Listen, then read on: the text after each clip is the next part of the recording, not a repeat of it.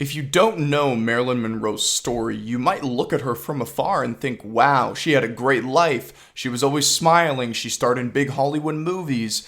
But if you take the time to do some research, you'll find out that her life was actually quite the opposite. It was very tragic. She was abused multiple times by many different men. She went through 3 marriages. Through her childhood, she lived from foster home, so she didn't have that kind of adult. She didn't have a family. She didn't have parents. I think her mother died when she was very, very young, and she was taken advantage of by many Hollywood executives. We've heard stories of that before. Characters like Harvey Weinstein, these terrible human beings that prey on innocent, naive people that are trying to make it in this industry, and they'll do anything it takes to get their foot in the door. And there's these terrible human beings like Harvey Weinstein and like some of these executives like Hugh Hefner, for example, that will prey on these young, innocent people and try and just get anything they can out of them. And unfortunately, Marilyn Monroe was a victim of that. And she had such a short life with us. She passed away at the age of 36. And her death in and of itself is still to this day quite a mystery. There's been many conspiracies that she was drugged, or some people say that she took her own life. But I was doing some research, and I want to read an interesting little paragraph here from an article I was reading from, where did this come from? Historicnewspapers.com, and it says, in 1964, Frank A. Capel published an 88-page pamphlet. The Strange Death of Marilyn Monroe was the title of it. Dismissed for his personal distaste on the Kennedy relations and a stout anti-communist, Capel's investigation into Marilyn Monroe's death sparked controversy. The pamphlet outlines that Marilyn Monroe was involved with Robert Kennedy, who was the brother of John F. Kennedy, who Capel claimed were both alleged communists. The conspiracy entails Marilyn Monroe had supposedly had personal relations with Robert Kennedy, which externally led to his part in her death. Capel states that many heart attacks, accidental deaths, and suicides are murders controlled by the Communist Party, of which RFK, Robert F. Kennedy, was a part of, according to Capel. So this is obviously alleged, but a lot of people believe, and there's actually a lot of evidence to support, that Robert F. Kennedy, in fact, had a very significant part in Marilyn Monroe's death. I also want to read another issue here, kind of talking about Marilyn Monroe's, some of the issues she dealt with, her mental health issues, and it said she was battling depression under the influence of drugs and medication. She was often self-medicating to help deal with her issues, which we all know that's not a healthy way to go about your problems. But she had really no one to turn to. By the way, that's not part of the article. That's just my own thoughts. But the article continues to go on. It says, Marilyn had previously attempted to take her own life twice, which is tragic. Many had believed that the attempted overdose was a cover-up due to the negligence of her 2 doctors. They had both prescribed medication to her, leading to a lethal and ultimately a tragic medical accident. So those are 2 different kind of conspiracies as to how she passed away. But, bottom line, nobody has a concrete answer as to how she passed away. And I think that's just her whole life in general. It does not sound very thrilling. Yeah, she was in Hollywood movies. She got to meet a lot of famous people, but I mean, that's more for the media, right? It sounds like her personal everyday life was a struggle. And Netflix is actually making a biopic. It's going to be one of their next original films, and it's titled Blonde. And Ana de Armas, who's one of the hottest up-and-coming actresses in Hollywood, she's going to be playing Marilyn Monroe. Now, it's pretty interesting because Ana de Armas, I think she, correct me if I'm wrong in the comments, but I believe she's Brazilian. And I think she said that when she came to Hollywood, she couldn't speak a lick of English. And now she's obviously been trained and she can speak English now. And it seems like she's even hired and received some dialect training because she's got the voice of Marilyn Monroe. We can hear that in the trailer.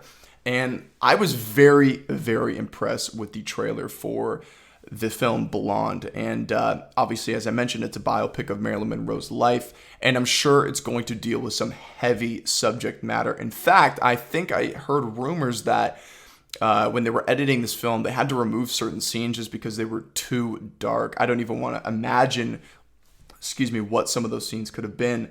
But it's going to obviously deal with some very heavy subject matter. I think the film is rated NC-17, so it is, it's pretty much an R rating. So there's obviously going to be some very adult adult things happening in the film. But I'm overall, though, I was very impressed.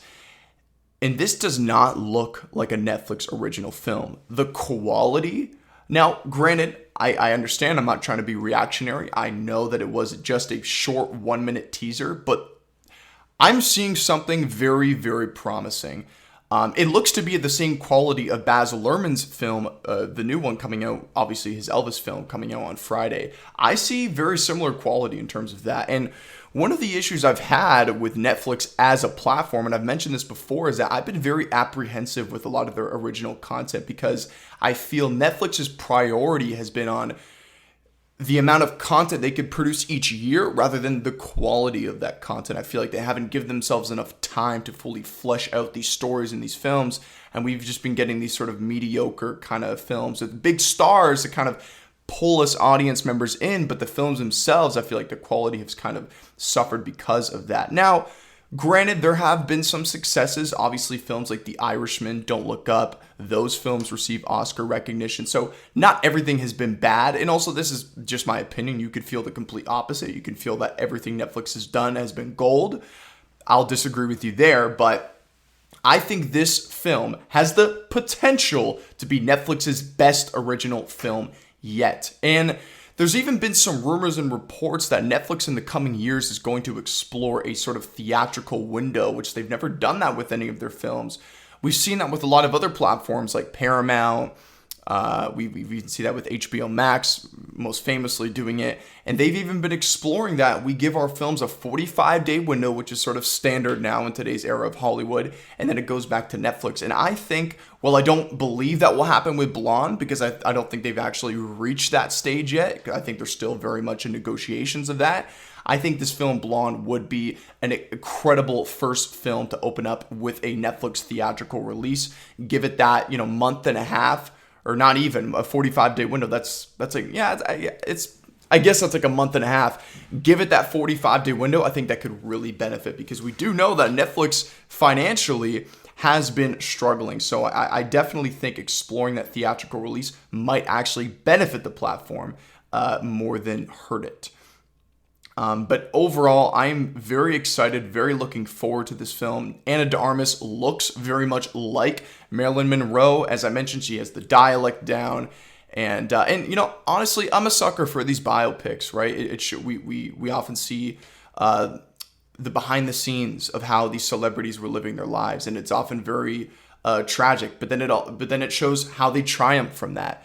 But I mean, with Marilyn Monroe, unfortunately, there was not a happy ending with her story, and I hope that they deal with her story in the film and give it the integrity it deserves. And I hope they don't, glorify it and things like that. But let me know what you guys think. Are you excited for this film, Blonde, the newest Marilyn Monroe biopic? Do you not care? Do you think it's a little too late? Let me know what you think in the comments below. So on to the next headliner. I'm going to be discussing, I guess you can call this my review of Lightyear. Now, if you haven't checked it out already, I did an out-of-theater reaction, so be sure to check that out. Gave my quick thoughts, my initial thoughts. But now I've digested the film, I've processed it, and my thoughts mostly haven't changed. I thought it was a really good film. However, I think it is slightly overrated because I'm still hearing people discuss how it's the best animated film in the last 10 years and so on and so forth. And I'm going to have to disagree with that. Now, like I said, that does not mean just because the film, because there's been a lot of people saying how this deserves a Best Picture nomination.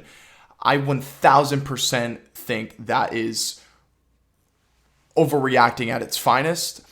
However, that's just my opinion. There are people that, genuinely feel like that. And if you do feel like that, that's your opinion. I respect it, but I think that's a stretch.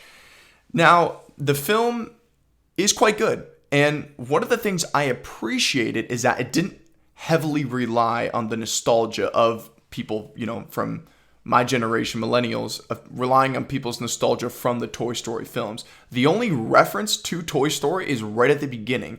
Right before the film starts, you're presented with text on screen. And I mean, this isn't really a spoiler. I think most people understand this. You're presented with a text that says, this was his favorite movie to watch.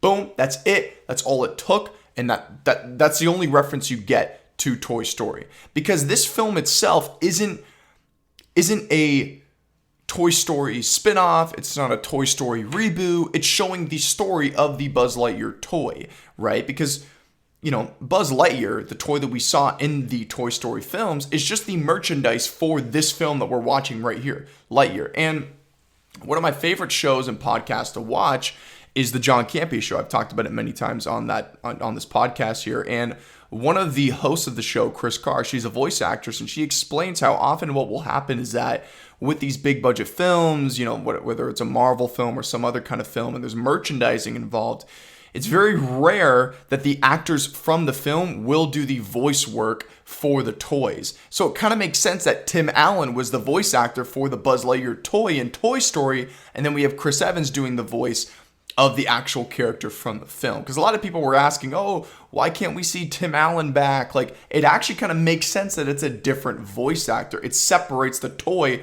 from the film, making it even make a lot more sense if you really kind of sit back and think about it. And I've heard a lot of people immediately saying we want a Woody film. Now, here's the difficulty with that, though. And this might sound like I'm contradicting, my thoughts on what I just said about separating the voice actor with the toy. It's different with Tom Hanks, because Tom Hanks as Woody has such an iconic voice that I think it would be not impossible, but I think it's going to be very difficult to find a different voice actor to play Woody, because it's different with Tom Hanks and Tim Allen. I can I can hear and watch Chris Evans do the voice acting for Lightyear, but I think it'll be a lot more difficult for audiences to kind of grasp having a different voice actor do Woody if they decided to do a Woody spinoff. I don't think that's even going to happen. I think it's probably just going to be Lightyear. And in fact, I think they're building up, actually, I was about to say a spoiler. I won't say that, but overall though, back to the main topic, I think it was a solid Pixar film. I thoroughly enjoyed it, much more than Turning Red. I thought Turning Red, to me, was just not a very good Pixar film. And it took place in Toronto, so that was kind of cool to see. It was very much, like even the streets and all that looked very, very similar. So it seems like they did their homework geographically, and it looks very much like Toronto, besides just throwing in the Rogers Dome and the CN Tower. The streets look very similar. You see TTC buses and all that. But anyways, I'm getting besides the point.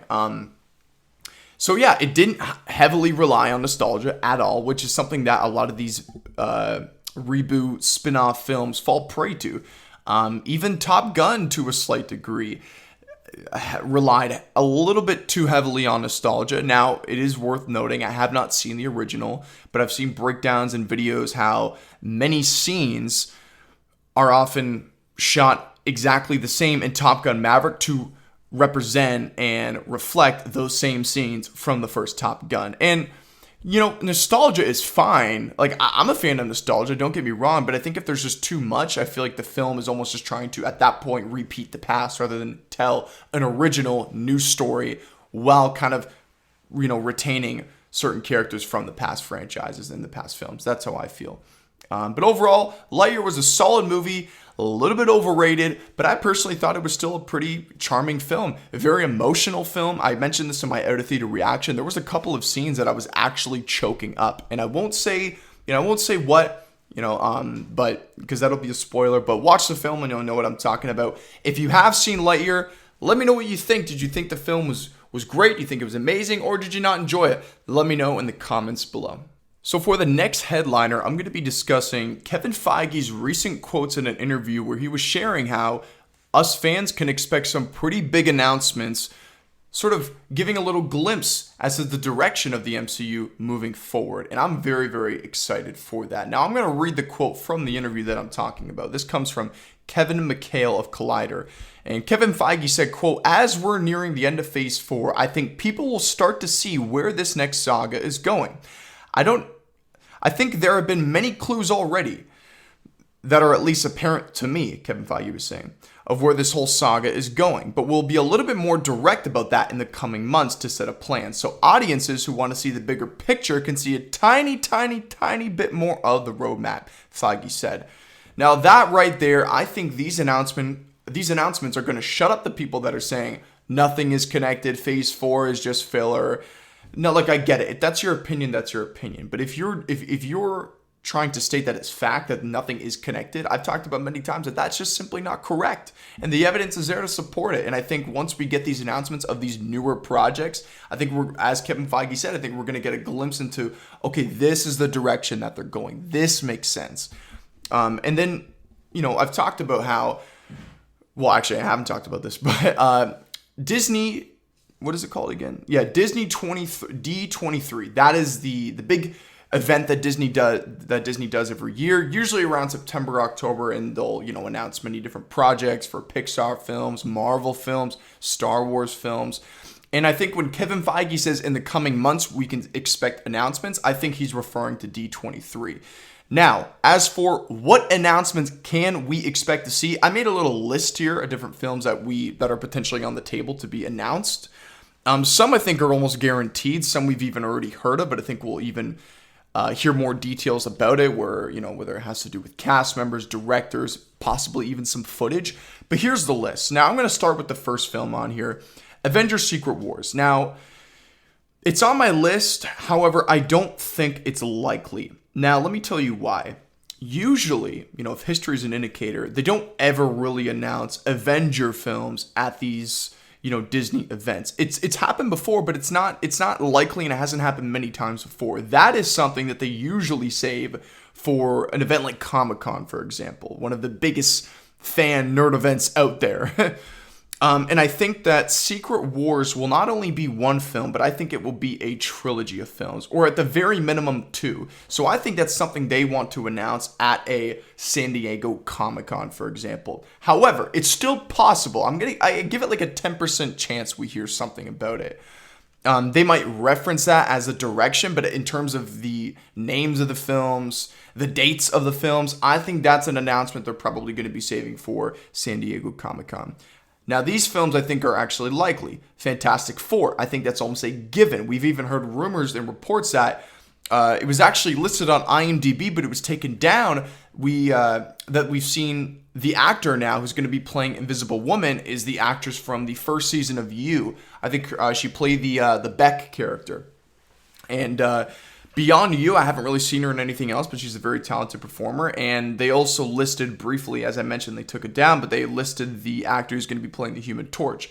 And both of these actors and actresses, they're very young. So that kind of leads me to believe that John Krasinski is not going to be our Reed Richards moving forward. I think his portrayal, his short but sweet portrayal of Reed Richards in Multiverse of Madness, I think was supposed to represent a older, more grizzled veteran version of Reed Richards, a guy that's been through the ringer, been through it all. So I think that if we're led to believe through these IMDb listings that were taken down, if we're going with a more younger Human Torch and a more younger Invisible Woman, I think we could probably expect to see a even younger Reed Richards.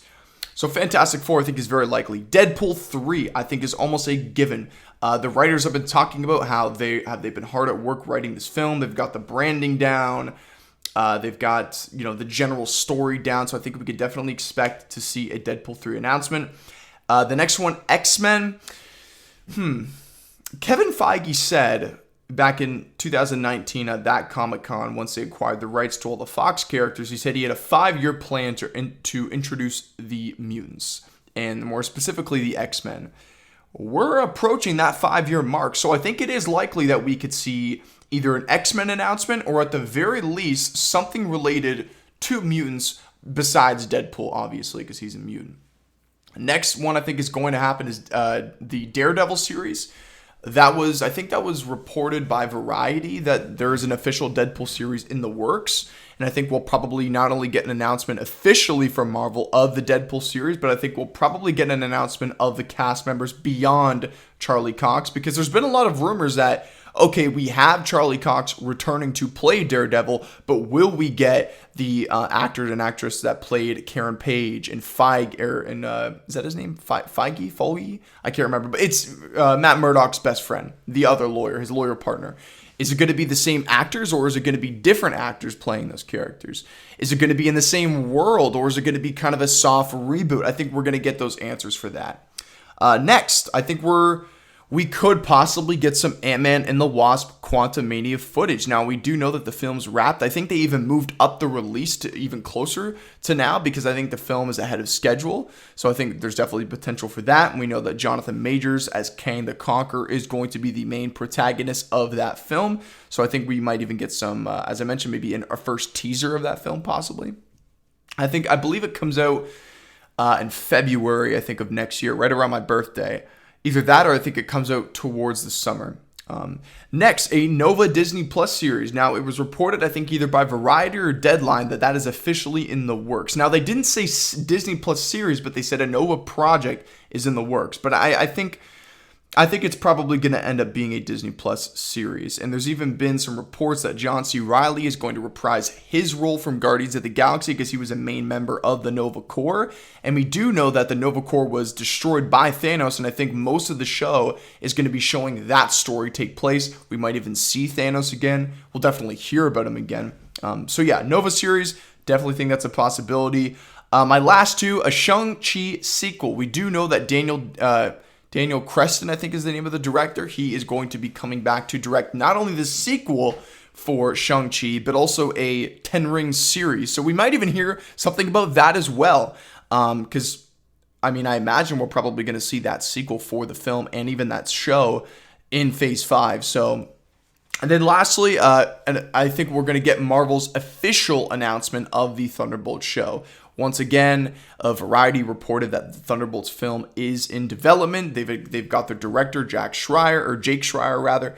So I think Marvel is officially going to give their word on that hey, this film is happening. But let me know, are there films on this list that I missed? Do you agree with all these? Or do you think that we're not going to see the majority of these? And then there's other films that you think we could see get announced. Let me know. We might even get, I think... No, that doesn't make. I was gonna say we're gonna get a Wakanda Forever announcement, but that film at that point in September, we would have already got a couple trailers for Wakanda Forever. So yeah, I'm pretty excited. I think that a lot of the people that don't believe, Phase 4 is going in one direction. I think a lot of people think it's been non-linear. It's been going left and then it's been going right. It's been going straight. I think we're gonna get a lot of the answers once we get these announcements. And I've been saying for a while, we need to be patient. We need to let things play out. Kevin Feige discussed how he's got the next 10 years of this saga moving forward. So he knows exactly what's happening. I'm sure he probably sits back in his seat, laughs his ass off when he hears people say that, I don't know what's happening. Well, of course you don't. You haven't even seen all the movies. You haven't seen all the stories play out. But anyways, let me know what you guys think in the comments below. Are you excited for these announcements? What do you think we're going to hear? Let me know in the comments below. Now, the next headliner is going to be about Joker 2, otherwise known as right now as Joker Folie à Deux. Pardon my French, if I mispronounce that. And, I discussed a couple weeks ago how there's been a lot of speculation on what that title could mean because it's referring to another person sharing delusional thoughts and delusional ideas it's basically two people sharing delusional, ideas and thoughts and so almost like sharing a psychosis. So a lot of people have been speculating who's this other person going to be. And I talked about how I don't think it's as obvious as people think. Like, I don't think it's going to be Harley Quinn. I don't think it's going to be Batman. I think it's going to be something more unpredictable, something that we didn't expect. But I was wrong. I was very wrong because, in fact, we have now from The Hollywood Reporter that Lady Gaga is in early talks to join Joaquin Phoenix, Todd Phillips, but this is where it gets interesting. In musical sequel. You heard me correctly. The new Joker sequel to the Joker film that made over $1 billion, Oscar winner, Joaquin Phoenix for Best Actor. That film, it's a sequel.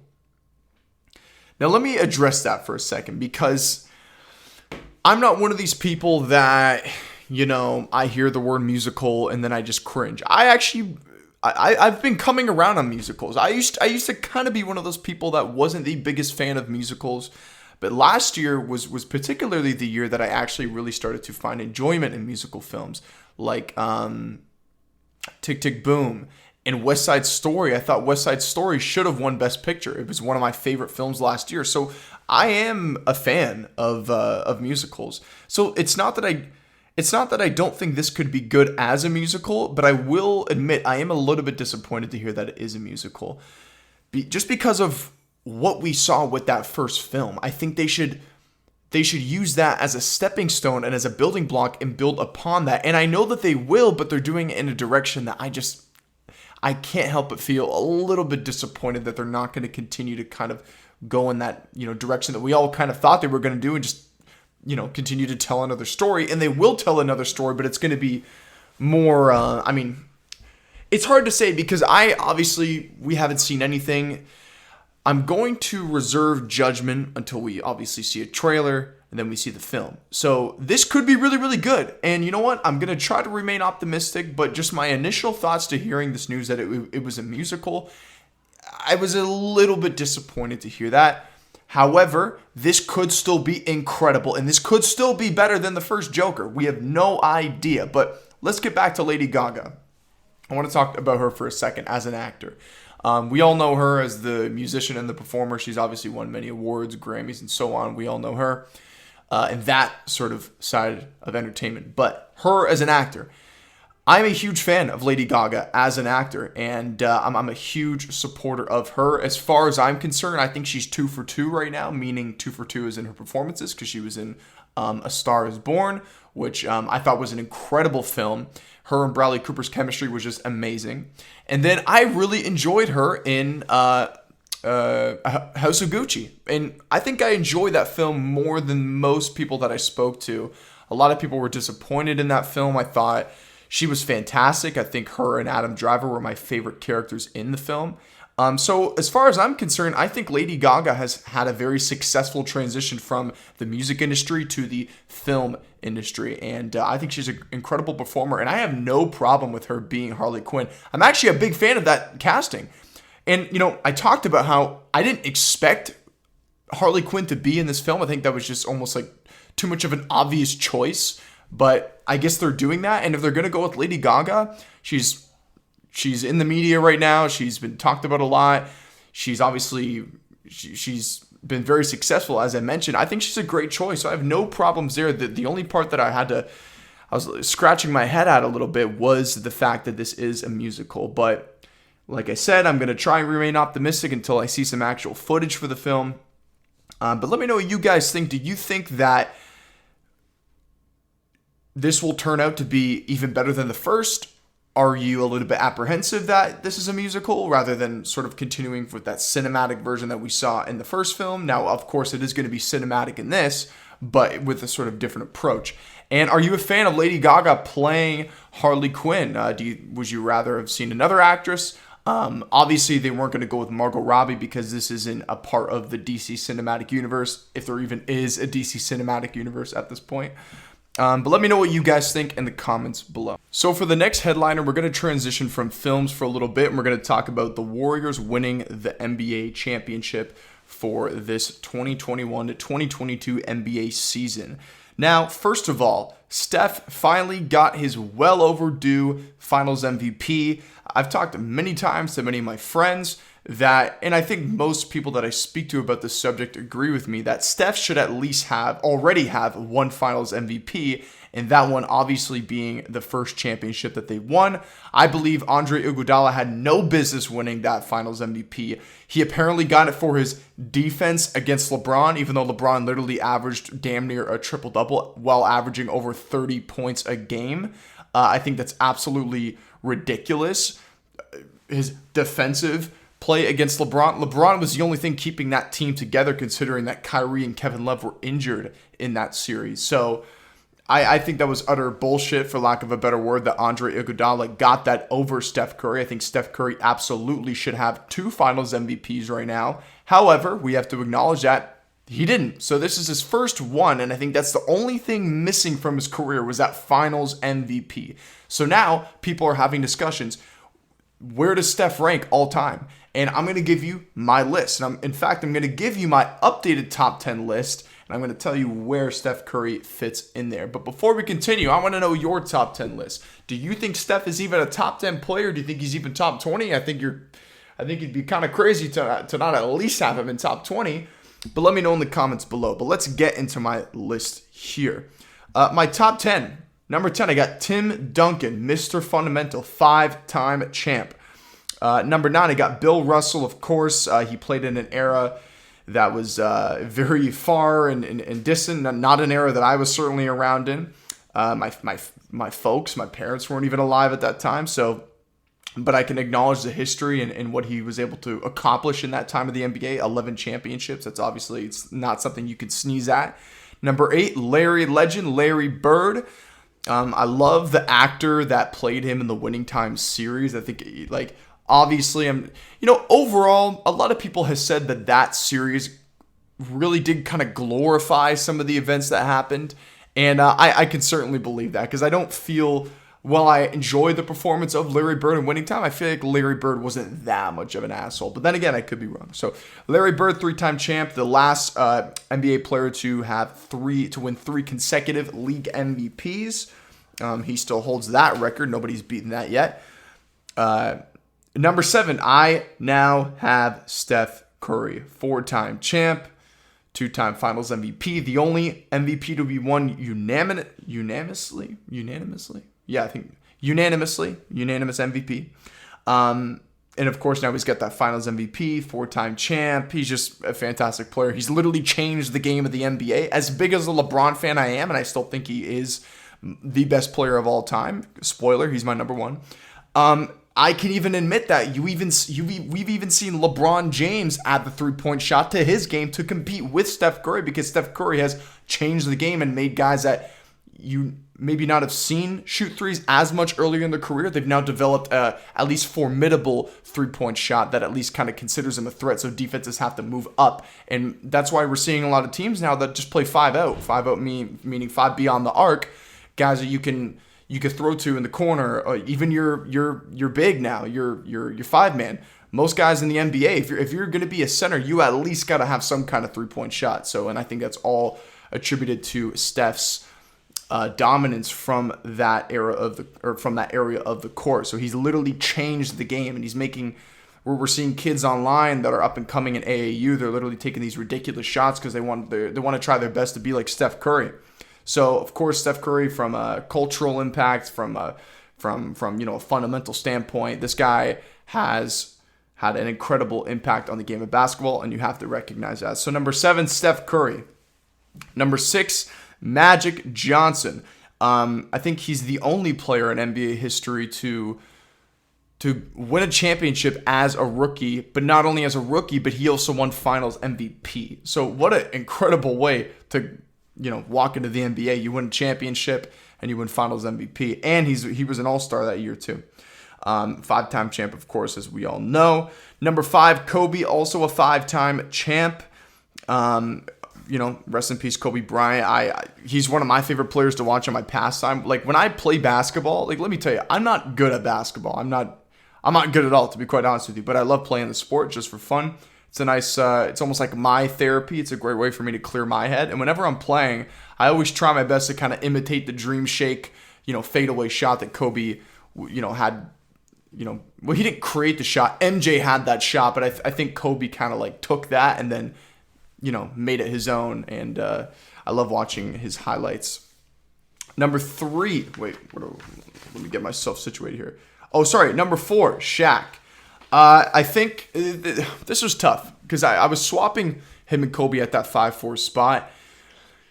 I just think Shaq didn't have the mentality that Kobe did, and that sort of that work ethic, that approach to the game. You can't ignore how unguardable he was. There was not a single soul on the planet Earth that could stop this guy in the post. He was just too big, too strong, just too dominant. Yeah, Kobe had more championships, but I think if I had to pick between him and Kobe, I had one roster spot left, I think I would go with Shaq. Let me see here. Now, let me see. Okay, so number 4 was Shaq. Number 3, Kareem Abdul-Jabbar. I mean, some people can even make a strong case that Kareem is the best player of all time if you look at just his resume itself. 6 championships. I think he was a 1-time league MVP when he played with the Bucks. Multiple-time Finals MVP. I mean, he's still the all-time leading scorer. So, I mean, the resume's there, the accolades are there. However, I've always been somebody that says I don't think you should solely rely on the accolades. You have to consider them. Obviously, you can't ignore them. But I don't think that is sort of the end-all, be-all as justification for where you rank all time. Number 2, I got MJ, Michael Jordan, who most people consider to be the GOAT. Totally respect that, but he's not mine. You all know mine. That is the man, LeBron James. So that's where I think Steph. I was about to say stank. I don't know why. That is where Steph ranks on my all-time list. But let me know what you guys think. I'm curious. Where do you think this? Do you think this recent championship and this Finals MVP? Do you think this elevates Steph in any way in terms of what he's done? I think he was already an all-time. He wasn't in my top 10 before. He was certainly in my top 20. But now after this championship, I throw him in my top 10 for sure. If he wasn't in, he might have been hovering at that 10 spot, but like before he won this championship of the Finals MVP. But now that he's got it, he's certainly at that 7 spot for me. But let me know what your list is in the comments below. So for the last headliner here, I'm going to be discussing the new Barbie film. Yes, I'll just say it. I don't care. I am really fucking excited for this film. If you look at the cast, and the thing that actually really excites me the most beyond the cast of, Margot Robbie, Ryan Gosling, Simu Liu, is actually the director. I'm a huge fan of Greta Gerwig, and I was really surprised to hear that she was going to be directing this film, because if we look at her films, she's most notably known for obviously like Lady Bird, Little Women, Nights and Weekends, and those are great films, but those are very different. Those are more coming of age stories, and I think that's where she's really shined. And I'm a huge fan of not only herself, but her husband, who's also an incredibly talented filmmaker, Noah Baumbach. I think his film, Marriage Story, is one of many films on my list that have truly inspired me to want to get in this industry as an actor. I thought that film was a masterpiece, to be quite honest with you. I've talked about how Netflix has had a lot of misses. Marriage Story is certainly one of the hits. And I think, unless Blonde can be better, and I think it has the potential to be their best film, as I mentioned earlier, I think right now my favorite Netflix film still remains with Marriage Story. But anyways, I'm a huge fan of Greta Gerwig. And originally, this whole Barbie film, I didn't care about it because originally I think Amy Schumer was supposed to be the director, and she was going to star in it. And it just sounded like it was going to just be this satire Barbie film. But this, however, with a completely new director, completely new cast. I mean, as I mentioned, Ryan Gosling playing Ken, Simu Liu, who's of course Shang-Chi, and then you have Margot Robbie, who I think is probably the best choice to play Barbie at this point. So I'm really fucking excited, and they've been releasing photos of Margot Robbie as Barbie, and they released a photo of Ryan Gosling as Ken. And I was talking to a friend of mine, and he was like, "Bro, isn't that so funny with Ryan Gosling's CGI abs?" And I'm like, "Dude, those aren't CGI. This is fucking Ryan Gosling. The dude he's been in good condition his whole career. The dude's jacked." Not to thirst over Ryan Gosling or anything like that, but I think he's an incredible actor. And for the first time, I watched one of his films recently called A Place Beyond the Pines with him and Bradley Cooper and his wife in the film as well. I can't remember her name, but that's a really good film. You should check it out. He pretty much, he's down on his luck. He's trying to support his family. He's got a son and a girlfriend, and he has no money, so he starts kind of robbing banks. And for a while, he's pretty successful until one day it just goes terribly wrong, and he gets caught, and then he gets killed. And yeah, I'm not going to spoil the whole film, but certainly check it out. So yeah, I'm really, really excited for this. And I think the photos that have been coming out, they look like it's teasing a pretty promising, fun, but also I think there's going to be some emotional beats in this film. I think that not a lot of people could be expecting. And apparently the plot itself, and then we also have Will Ferrell, who's playing like the CEO of whatever the merchandising company of the Barbie toys. So the cast just sounds incredible. And apparently there's going to be multiple Kens in this film. You have Ryan Gosling, you have Simu Liu, and then apparently a couple other Kens. I'm not entirely sure what the story of this is going to be, but I'm in. Just the director itself. I think anybody else, like if they stuck with that original vision of Amy Schumer, I wouldn't have cared about this film, and I probably would have just passed on it. But I'm really, really excited to see this film. But let me know what you guys think. That is going to wrap up today's podcast. A little bit shorter. The only issue with these podcasts, and I love doing them, but when you're doing a solo podcast on your own, it's hard to kind of talk beyond that 45-minute mark, at least for me. I've done many episodes that are over an hour long, but you really kind of have to have like a lot to talk about, because I'm not just going to sit here and talk about nothing, right? I need substance to go off of. I need topics, and just for my own mouth, my own voice, you guys have no idea, but when I'm done these podcasts, I don't like want to talk for like 2 hours because my voice is just drained. So, I try my best to hit like the hour limit, but I'm not going to like force out some shitty quality. So usually 40 minutes is where these podcasts, 40 to 45 minutes is where these podcasts sit around. Because, if you don't have someone sitting across from you, or there's just not enough topics, it's kind of hard to talk for, over an hour long. But I hope you guys can understand. But yeah, let me know what you guys think. Do you even care about this Barbie film? Or are you excited like me? Let me know in the comments below.